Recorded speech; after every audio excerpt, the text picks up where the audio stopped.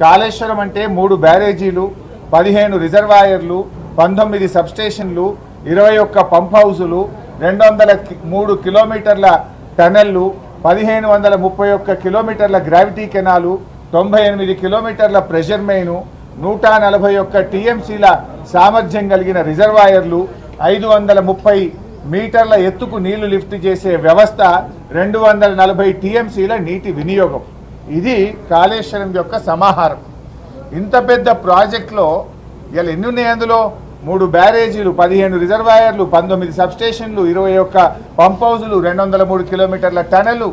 ఇదేది చూపకుండా ఒక బ్యారేజీలో కొన్ని పిల్లలు కుంగిపోతే దాన్ని భూతద్దంలో చూపించి కోడిగుడ్డు మీద ఈకలు బీకే ప్రయత్నం చేస్తూ ఉంది ప్రభుత్వం.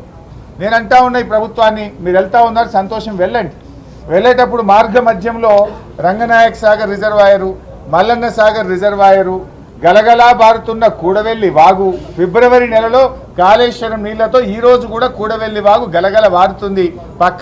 పక్కనే ఉన్న పచ్చటి పంట పొలాలు కూడా చూసి వెళ్ళండి. కాళేశ్వరం ఫలితాల రైతులను అడగండి.